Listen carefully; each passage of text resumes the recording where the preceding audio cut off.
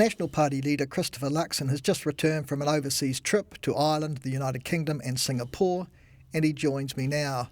Now, you were largely looking at economic policy and what can be done to particularly boost productivity. What are the key sort of things you've come back with? Well, firstly, Brent, good to be with you. But really, the thinking has been, when you look at New Zealand, we're a great country, and I think it's the best place on planet Earth to live. But our real big challenge is how do we create more wealth in New Zealand? And so I've been looking at other small advanced economies over a number of years, actually, and saying what can we learn from them that they might do some things differently from us that we could adapt into the New Zealand context. So really, over the week of the recess, I took the chance to go to Singapore first and foremost, and I spent 2 days there, really focusing on how they get their public service to be focused on outcomes so effectively. I think it's probably the most effective public service in the world and has been probably for 30 years. They also have, and I also want to learn a little bit more about infrastructure planning and master planning and development and how they do that so well. And then I went on to Ireland, and the reason for Ireland was it was a similar economy to New Zealand, very agricultural, very tourism driven, but obviously has doubled the GDP per capita of New Zealand now. And a lot of it has been based on investing strongly in education, attracting foreign direct investment, and ultimately building out a technology sector. I mean, let's talk about Ireland, because I've read the OECD analysis, and GDP is double New Zealand's. It's a little bit misleading, to be honest. But there are other aspects where they're perhaps not, it hasn't reflected, if you like, in double the amount of wealth for individuals. Yeah, in part because you've got these major technology companies, and so you've got a lot of their wealth actually that's captured in that GDP. So you've got to do an adjustment for it. But even so, what's obvious is that there's been a very big focus on education. It's in the DNA of the Irish people. When you think about their great taonga or treasure, it's really the Book of Kells at Trinity College, and it's books that go back to the 800s and 400s, and just fantastic sort of focus on education. The Irish people get that; they've valued that for a very long period of time. But that has meant that when companies have then invested billions of dollars in Ireland, they've actually had the workforce able to actually take on high-paying technology jobs. And so, and the benefit of that is not just those multinationals coming into the country. That's been important. But now after, what probably is 15, 20 years, they're now in a place where the ecosystem that sits around those companies and the startups and the incubators and the accelerators that they've got of small businesses that are Irish local businesses that are in tech and now exporting their products and services to the world. I mean, they got that by, cutting the company tax rate. What was it, 10% or? I think it was like 12.5% or something like that. So, is that something then that National would be looking at as a significant a drop as? No, I think we'd want to, I guess what the trip was really about was just sort of understanding how they've done it. And yes, you're right, tax was a key part of it at the beginning.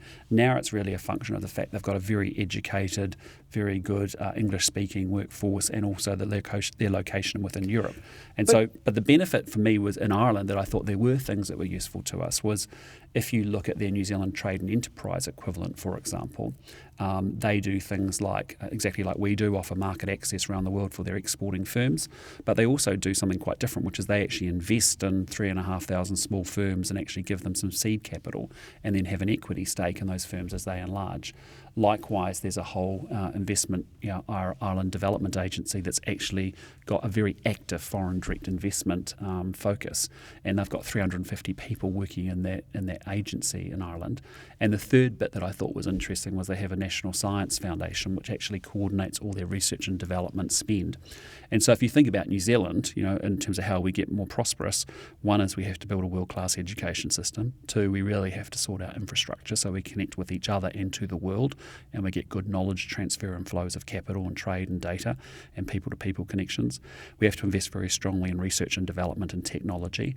Fourthly, we have to make sure we've got a really good pro-business environment that encourages entrepreneurs to take a risk. And the last thing is international connections to the world, because that's ultimately how we get rich selling our products and services there. So the other 5 drivers of when you look at other small advanced economies that may be wealthier than New Zealand, what do we have to make the investments in to get ourselves to a better place? In terms of the institutions in Ireland you referred to, though, we've got New Zealand Trade and Enterprise and what have you. And these sorts of institutions looking at also coordinating research and development and all of that.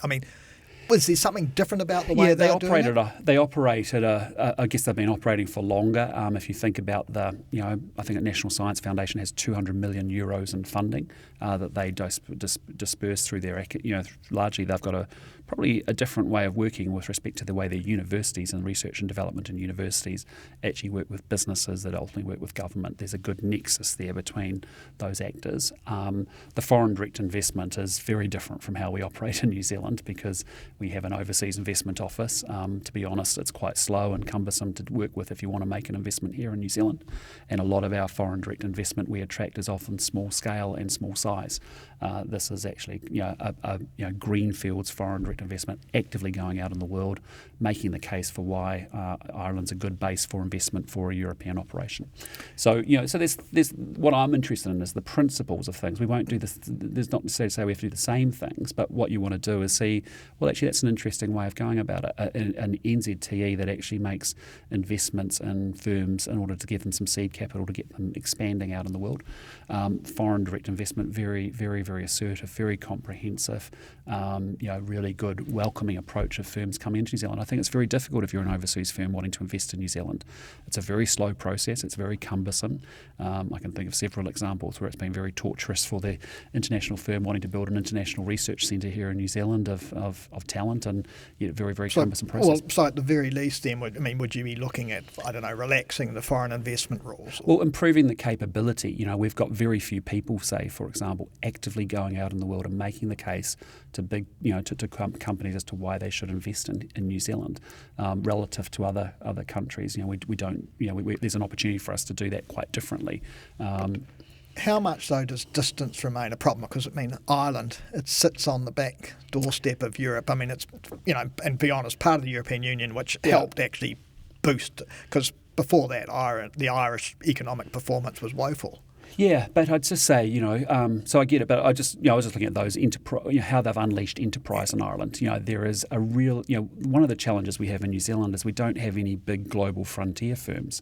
If you look at Denmark, which is also a similar economy to New Zealand, but with micro small businesses like we have in a big agricultural sector, they do have globally scaled frontier firms that are the best in the world at what they do.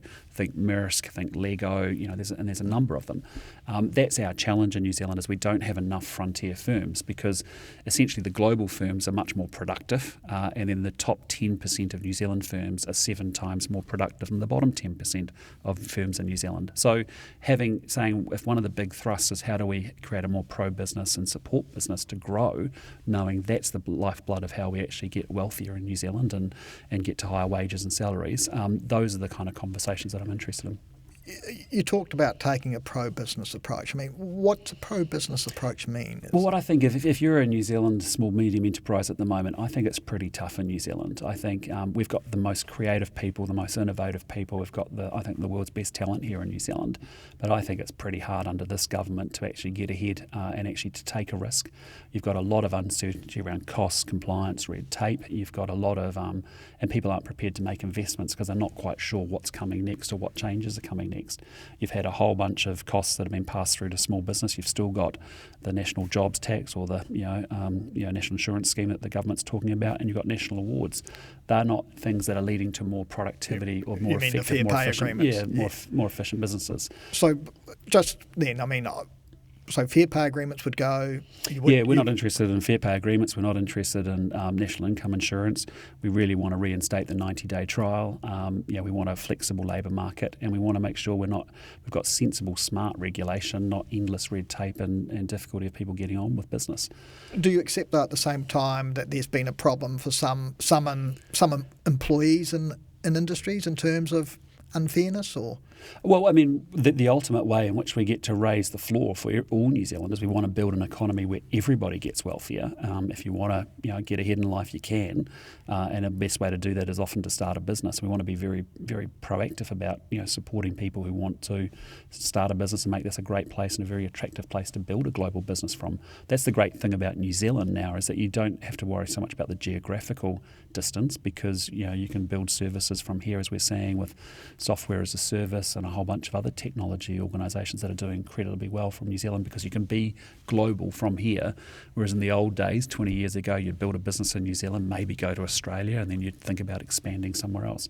And the other thing I'd say is that, I think we are in the middle of Asia, Australasia and the Americas, and so that Pacific Rim area is still very, very dynamic and still an area of huge opportunity for New Zealand. If you think about Indonesia and Southeast Asia alone, the centre of the world has moved from the Atlantic to the Pacific, and we sit bang smack in the middle of it. So I think we just have to change our mindset a little bit to say whether we're selling products or selling services, we can do that from New Zealand very, very effectively. But we need to make sure, as businesses grow, how do they make sure they access capital, that they need to be able to move through the investment.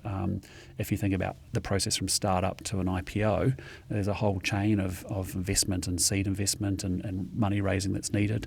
There's a whole bunch of education that's often needed as those entrepreneurs get skills about how to take their business to the next level. So, I think it's pretty exciting, and as a result, you sort of go out in the world and you see some ideas from, the Israelis do a brilliant job on startups as well. The Danish have got a very good incubator, accelerator kind of model.